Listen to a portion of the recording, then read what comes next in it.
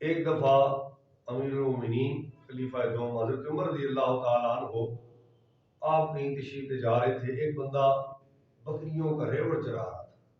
جناب حضرت عمر رضی اللہ تعالیٰ عنہ نے اس سے حال احوال پوچھا اور اس نے فرمایا کہ ایک بکری مجھے دے دے. اس نے کہا کہ بکریاں میری نہیں ہیں، یہ ریوڑ کسی کا ہے، میں غلام ہوں. آپ رضی اللہ تعالیٰ عنہ نے اسے آزمانے کے لیے فرمایا کہ ایک بکری تو مجھے دے دے، مالک سے کہہ دینا گم ہو گئی ہے، مر گئی ہے، کوئی بھی بات کر سکتا ہے، مجھے ایک بکری فروخت کر دے.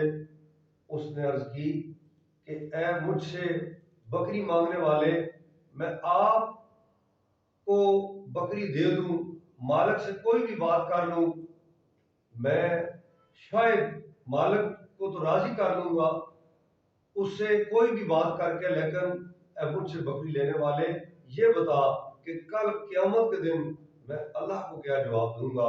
تو حضرت عمر رضی اللہ تعالیٰ عنہ کو اس غلام کی بات ایسی پسند آئی کہ فرمایا اپنے آقا کے پاس مجھے لے چل. آپ رضی اللہ تعالیٰ عنہ اس کے آقا کے پاس گئے، اس غلام کو خریدا اور آزاد کیا. لیکن آزاد کرنے سے پہلے اس غلام سے فرمایا کہ ایک بات تجھ سے کرنا چاہتا ہوں. کیا بات ہے؟